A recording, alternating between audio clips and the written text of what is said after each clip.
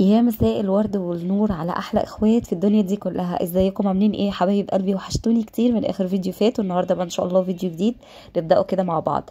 بصوا بقى كده إيه ان شاء الله كده في الفيديو ده هنعمل شويه حاجات كده جميله، هنفرز وهنروق وهنظبط. بصوا كل حاجه فان شاء الله كده الفيديو يعجبكم وينال رضاكم. بص اول حاجه كده بدات معاكم زي ما انتم شايفين بتفريز الطماطم. انا كنت جايبه مشتريات يعني الاسبوع ده 3 كيلو طماطم. فالمهم بقى كده ان انا ايه اخدت منهم يعني مثلا بقيت 5 6 7 كده طماطم كده، شلتهم على جنب، قلت عشان لو عملت سلطه او حاجه. انا بس كل اللي ببقى محتاجاه في السلطه، في طبق السلطه طماطمتين مثلا لو او 3 لو كانوا صغيرين. وبعدين كمان عايزه اقول لكم طبق السلطه ده انا بعمله مع ايه بقى؟ مع سمك، مع كفته مثلا ومكرونه، بانيه ومكرونه، اللي هي الاكلات اللي شبه كده. لكن غير كده احنا يعني متهيألي ان احنا ايه ما بناكلش سلطه، يعني بنبقى محتاجين مثلا السلطه في الحاجات اللي شبه كده. اما باقي الاكل بقى مثلا ممكن اجيب بقى مخلل او اعمل مخلل كده. يعني انا عايزه اقول لكم انا عملت مخلل بتنجان تحفه تحفه، ومش عارفه ليه ما صورتهوش معاكم. بس ان شاء الله بقى اجيب تاني واصوره معاكم. خلاص. المهم بقى كده ايه، ده تاني يوم من بعد مشتريات بقى ما جبتها من السوق، ورحت وكده ونزلت السوق تاني يوم على طول.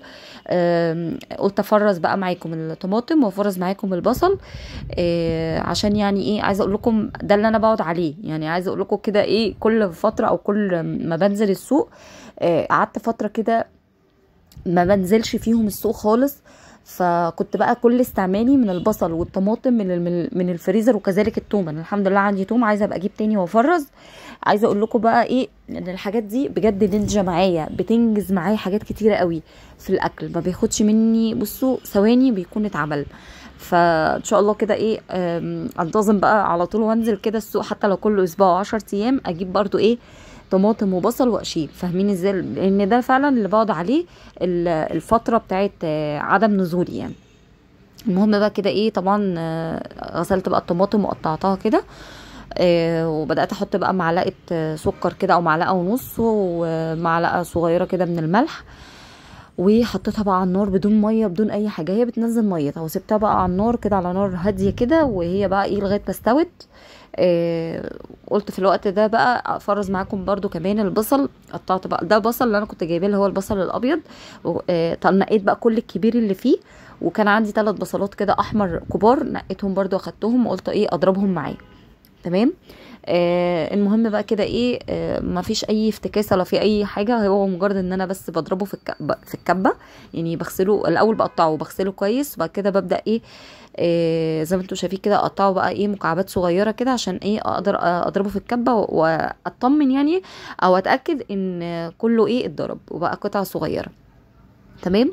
عايزه اقول لكم بقى البصل ده بينفعني بقى في ايه، بينفعني في الاكلات اللي هي زي المحشي. تمام. طبعا المحشي بيبقى محتاج بصل بقى طبعا، لان يعني حلاوه المحشي في البصل، ان يبقى فيه بصل كتير. في الكفته لما اجي اتبل كفته، طبعا في الطبيخ. فعايزه اقول لكم بقى بصوا ده نينجا معايا، اللي هو انا بطلع الكيس بقوم حادفاه على طول على النار اللي هو ما بياخدش معايا ايه وقت. وعايزه اقول لكم حاجه، الحاجه طالما متفرزه ما ينفعش انتوا تطلعوها وتسيبوها بره فتره كبيره تقولوا تفك خالص وبعد كده ابدا ان انا استخدمها. لا، انتوا طلعوا الحاجه على طول على النار، سواء بقى خضار، سواء بصل، سواء طماطم. ممكن الطماطم تغسلوها تحت الحنفيه شويه وتبداوا تحطوها ايه على طول على النار. اي حاجه متفرزه يا جماعه في الخضار او كده خدوها وحطوها على طول في النار. ليه بقى؟ لان هي بتبقى محتفظه بالجوده بتاعتها اللي انت فرستيها عليه. فانت لما بتطلعيها وتخليها تفك بتنزل ميه، الميه بقى دي بتهريها وبتغير في طعمها. فاحلى حاجه ان انتوا تطلعوا الحاجه من الفريزر على طول على النار. تمام. وبرده لو انتوا طلعتوا حاجه وفكت منكم وقلتوا ترجعوا تاني في الفريزر، لا طبعا ما بتبقاش حلوه وغير صالحه للاكل على الاطلاق يعني. فحبيت اقول لكم يعني ايه، اكيد انتوا عارفين يعني، بس انا حبيت اقول لكم برضو ايه المعلومات اللي عندي اللي اقدر افيدكم بيها. هنا بقى بصوا الكياس دي كياس كان اسلام جايبها لي، دي نص كيلو اللي هي نص لتر. خلاص. عايزه اقول لكم ان انا كنت طالبه منه يجيب لي اكياس، وقلت له هات لي الكياس الكبيره اللي هو اللتر عادي الكبيره. فهو لما جاب لي اللي هي ايه المقاس النص لتر، قلت بقى ايه مش مشكله اخلصها وابقى اخليه يجيب لي التانيين. بس عايزه اقول لكم حلوه جدا برضو في المعيار. يعني انتوا ممكن تجيبوا النوعين، يعني تجيبوا اللي هو النص واللتر وتقسموا بقى حاجاتكم. بص هنا انا طلع لي 8 اكياس بصل. خلاص. طبعا الكيس على قد الطبخه. لو انا بقى هعمل محشي هطلع كيستين. لو انا هعمل، انا زي ما قلت لكم انا بحب البصل كتير، لو انا هعمل كفته ممكن برضو اطلع كيستين، يعني بحب البصل بيبقى برضو ايه ظاهر فيها. لكن اي طبخه هطلع كيس واحد بس واحطه. هنا بقى الطماطم، بصوا تخيلوا ان يعتبر كده قولوا 2 كيلو ونص، يعني مش 3 كيلو قوي، او 2 3 كيلو الا ربع. عملوا لي بقى كام كيس بقى؟ كام؟ تخيلوا. هتشوفوا دلوقتي. ما عملوليش كتير، عملوا لي 3 اكياس، وعملوا لي زي ايه نص كيس او ربع كيس. طيب هعمل انا ايه بقى؟ ان شاء الله زي ما قلت لكم هنزل المره الجايه ان شاء الله برضو. لو لقيت ال3 ب10 هجيب بقى ايه ب20، يعني هجيب 6 كيلو وهعملهم مره واحده. ومره تانية برضو ابقى انزل واجيب برضو ايه 6 كيلو واعملهم مره واحده. لان بجد الصلصه دي بجد حاجه كده قمر، حاجه قمر في عندك في الفريزر. بصوا انا جبت هنا مج وحطيت بقى اكياس، لبست اكياس كتير كده، وبدات بقى ان انا ايه اعاير. يعني هنا مثلا عملت بالمغرفه دي بقيمه مثلا 9 مغارف، 8 او 9، فاهميني؟ دي بقى ايه هتكفيني ايه؟ هتكفيني طبعا لو انا هطبخ يعني كيس واحد للطبيخ. لو المحشي هعمل كيسين برضو عشان انا بحب الصلصه تبقى كتير. فعشان كده بقى ايه، لو انا هعمل مثلا محتاجه صلصه كتير او محتاجه بصل كتير هستخدم الكيس اللي هو اللتر، املاه بقى قوي، فاهميني؟ اللي هو هيبقى الضعف. اما النص لتر ده اللي هو مقام انا عايزه كيس واحد بس لطبخه، لحاجه كده صلصه طماطم، بتاعت مكرونه قصدي يعني، فاهمين قصدي ايه كده. الكيس بقى الصغير ده قلت برضو ايه ابقى احطه بقى مع اي كيس من الاكياس دي لو انا احتجت صلصه شويه زياده يعني، او ممكن لو انا هستخدمه في تتبيله او حاجه. ساعات ببقى محتاجه برضو ايه صلصه. بصوا صغير قوي قوي يعني. بس انا ايه يعني قلت بعد ما قفلت الكياس قلت طب انا مش عارفه افكهم عشان اكمل بيهم، فقلت مش مشكله اعبيه وابقى عارفه بقى، حتى شلته على جنب ميزته يعني. قلت بقى الكيس الصغير ده ابقى ايه ابقى عارفه بقى ده انا هحطه فين وهستعمله في ايه. بس ان شاء الله بقى انزل تاني واجيب يعني واشارك معاكم. هنا بقى اسلام كان جاب وهو جاي بالليل كده شويه طلبات يعني للفطار. قلت له انت جاي يعني هات حاجات نواقص يعني. فجاب بقى 10 بيضات تمام، وجبنا علبة جبنة دومتي. بصوا المحل ده اسمه الفاروق. الفاروق هوريكم عنوانه. عايزة اقول لكم حاجته ما شاء الله ما شاء الله، بتتباع على طول، وفي نفس الوقت اسعاره بتبقى اقل من محلات كتيرة. هوريكم دلوقتي العنوان وكمان الارقام التليفون لو انتوا حابين تروحوا مثلا تجيبوا من عنده. مش عارفه بصراحه هو عنده دليفري يعني ولا لا، بس بصراحه حاجته حلوه قوي واسعاره رخيصه يعني. هقول لكم زي مثلا علبه الجبنه اللي هي رودس اللي انا بجيبها على طول معاكم، اللي هي العلبتها ذهبي دي. انا بلاقيها في بيت الجمله ب42، هو بيبيعها تقريبا ب35 37، فاسعاره حلوه قوي. المهم هو جاب لي علبه جبنه بقى دومتي تمام، وجاب لي علبه مربى فراوله، وكيس لبن بخير وكده الكيلو، وكيس ريتش بيك اللي هو بقسماط، و2 نسكافيه. ادي بصوا بقى كده اهو. خدوا بقى ايه انا بقول لكم يعني بيبيع ايه، يعني الحاجات بقى العطاره والعلافه والحاجات اللي بتاعت السوبر ماركت وهي مش رمضان، ومنظفات وحاجات التلاجة. بصوا حاجات كتيره قوي بصراحه بيبيعها. فباخدوا بقى كده سكرين شوت وايه واعملوا يعني ممكن تروحوا تشتروا بقى من عنده. وهنا انا جبت كمان اللي هي غله البليله عشان هبقى اعمل للولاد بليله، عشان يعني في الفطار او مثلا عايزين يتحلوا ولا حاجه في العشاء، الكلام ده كله هما يعني ايه حلوه جدا ومغذيه. انا بعملها وبحب احط عليها كده بقى سكر ولبن وكده، او لو عندي عسل نحل. بس المهم بقى كده تعالوا ده بقى يوم تاني. انا هنا كنت عامله بقى، بصوا اليوم بقى ده انا اشتغلت فيه شغل يا بنات والله العظيم. يعني بصوا ساعات كده ايه ابقى كسلانه، ولكن لما بقوم مره واحده لا بقوم بجد. فاليوم ده انا كنت عامله فيه شغل كتير، فقلت احط لكم بقى روتين غرفه النوم في الفيديو بتاع النهارده عشان تتشجعوا، وبرضو ايه عشان يعني يبقى الفيديو منوع ما بين بقى ايه زي ما انتوا شفتوا كده بقى مشتريات.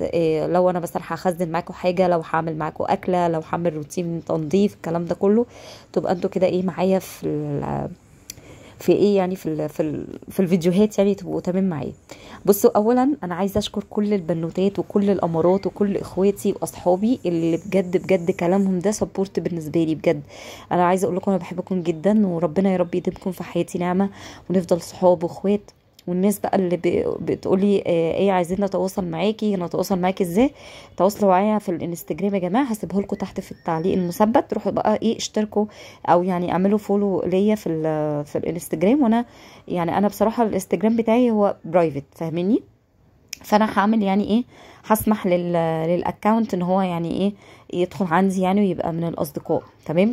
فيا جماعه تواصلوا معايا، اي حد عايز اي حاجه يسالني في اي حاجه ومش مالك مثلا في ان هو مثلا يتواصل معايا هنا في الكومنتات، لان ساعات والله في كومنتات انا بتبقى كتير وكده فمش بعرف ايه ارد على كل الكومنتات وكده. فهسيب لكم لينك الانستجرام. بصوا هو كمان هسيب لكم الفيس، تمام؟ هسيب لكم كمان الفيسبوك، فيبقى انتوا كده معاكم يعني لو انتوا حابين بقى تتواصلوا معايا. وان شاء الله باذن الله كده يعني اي حد محتاج اي حاجه عايز يسالني في اي حاجه فيكلمني بقى برايفت لو هو حابب. ماشي؟ فعايزه اشكركم جدا طبعا على ان انتوا بجد بجد معتبرين ان انا اختكم، وان انتوا بتبقوا فرحانين جدا بالفيديوهات اللي انا بنزلها معاكم وبتتشجعوا منها وبتاخدوا منها افكار حلوه. يا رب فعلا اكون بالنسبه لكم حد يعني ينتفع بيه او شخص انتوا فعلا بتستفادوا منه يعني. وكمان بقى طبعا كل الامارات اللي انضموا معانا في الفيديوهات اللي فاتت، بالاخص الفيديو اللي فات يعني الحمد لله اشترك عندي كام حد كده، فربنا يا رب يبارك لي فيكم. وعايزه اقول لكم حاجه كمان. بص انا في كلام كتير يعني ايه بحاول اجمعه. كنت قايله لكم من فيديوهين كده 3 كنت قايله لكم ان انا ان شاء الله كده في حاجه هجيبها هتساعدني في الفطار. وعايزه اقول لكم في كذا حد بصراحه دخل وعلق وقال لي ايه هتجيبي ايه. فان شاء الله ان شاء الله بصوا انا لسه ما اشتريتهاش خلاص الحاجه دي، فانا هنزل تمام في خلال اليومين الجايين يعني هنزل وهشتريها. وفي شويه كده حاجات قمر في دماغي عايزه اجيبها ان شاء الله. نعمل بقى فيديو مشتريات كده حلو تحبوه وندلع نفسنا بقى الفتره الجايه. وان شاء الله في حاجه كده يعني في مفاجاه، تمام؟ بس مش هقول عليها دلوقتي. هي في مفاجاه لسه انا وجوزي كنا متكلمين فيها ان انا يعني عايزه اعملها وابقى انزلها يعني وكده معاكم. فالمفاجاه دي احنا بس بنبتدي ايه، احنا فكرنا فيها وبنخطط. فمعلش اسفه على الاشهار فاحنا ايه يعني لسه بنفكر في الموضوع ده. هنجهز ليه وانتظروها يعني باذن الله يعني في القريب العاجل باذن الله. حاجه كده قمر، انا عارفه ان انتوا اكيد لو صورتها معاكم انتوا هتبقوا فعلا مبسوطين منها ومستمتعين بيها. تمام كده انا خلصت بقى خلاص الاوضه. وطبعا بصوا عايزه اقول لكم انا كنت مفوره الاوضه اصلا يعني شايله الملايه ومسحه كل حاجه من الاتربه وكنسه والدنيا تمام، بس كنت موقفاها على التلميع على فرش السرير وعلى تلميع الارض وطبعا فرش السجاد. وهنا بقى الاوضه بقت زي القمر. سريعا كده يا بنات عايزه استشيركم. شايفين السرير، سرير اوضه النوم انا كنت بفكر ارجعه تاني تحت الشباك، بس مشكلته في الشتاء. طب اقول لكم على حاجه يا بنات، خلينا الفيديو جاي نتكلم في الموضوع ده عشان انا ايه عايزه استشيركم ومحتاجه اتكلم كتير لان الفيديو بتاعي بيخلص. اشوفكم بقى ان شاء الله فيديو جديد على خير، هتوحشوني. مع السلامه، باي باي.